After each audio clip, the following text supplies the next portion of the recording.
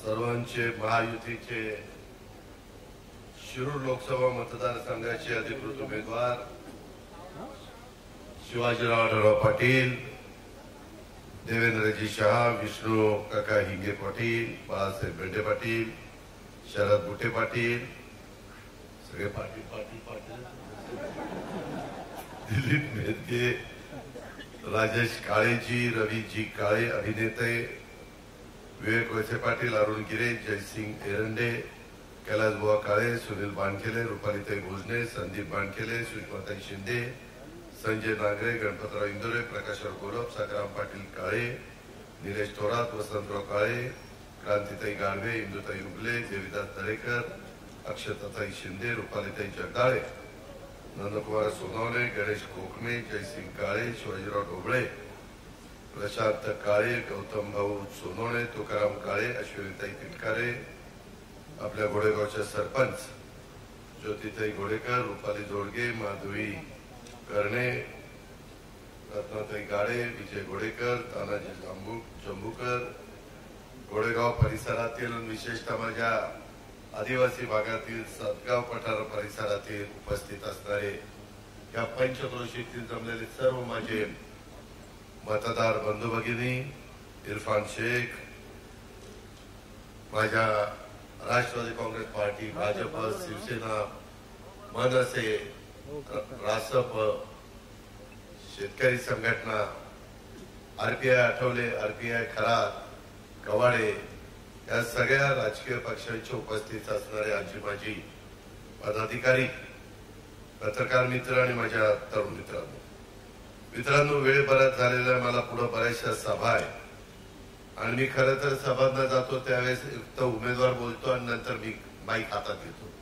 पण इथं मग मागाशी बघत बसलो होतो, ह्याला बोला, त्याला बोला, त्याला बोला.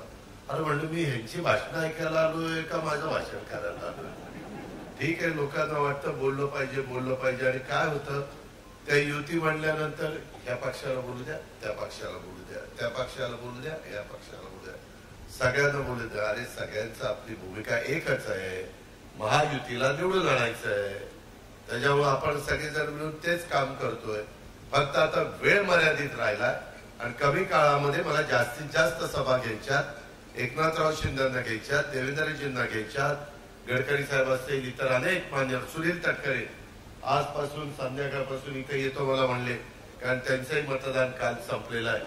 त्याच्यामुळे मी काही लोकांना सांगितलेलं की ज्यांचं मतदान संपलंय आणि ज्यांचा उपयोग शिरूर लोकसभा मतदारसंघामध्ये होऊ शकतो त्यांनी जरा इकडे या, आणि ज्यांना कुणीच ओळखत नाही त्यांनी येऊ नका, त्यांनी तिकडे थांबा, अशा पद्धतीनं मी त्यांना सांगितलं. मित्रांनो, ठीक आहे, मी आपल्या सगळ्यांच्या समोर उभा आहे. म्हणजे हा आंबेगाव तालुका, या आंबेगाव तालुक्यामध्ये येणारा शिरूरचा भाग. मी देखील फार तरुण वयामध्ये आदरणीय पवार साहेबांनी मला दिलीप वळसे पाटलांना, जयंत पाटलांना, आर पाटलांना, सुनील तटकरेंना अनेकांना संधी दिली. प्रत्येकाला कुणी ना कुणी संधी देत असतात. मित्रांनो, भावनिक होऊ नका. इथं देखील मला आता शिवाजीराव सांगत होते की मी माग राष्ट्रवादी काँग्रेस पक्षामध्ये असताना या ताईंना जिल्हा परिषदेच्या करता संधी दिली. कुणी ना कुणी संधी देत असतात. आदरणीय पवार साहेबांना पण त्या काळात चव्हाण साहेबांनी संधी दिली ना, संधी दिली म्हणूनच साहेब पुढे त्यांचं कर्तृत्व, नेतृत्व, वक्तृत्व दाखवू शकले, प्रशासनावर पकड दाखवू शकले. चव्हाण साहेबांनी 67 ला संधी दिली, परंतु इतिहास असं सांगतो 78 ला साहेबांनी चव्हाण साहेबांना सोडलं. मग जे मला विचारतात किंवा माझा विचार करतात, या वयात दादांनी सोडायला नको होतं राव साहेबांना.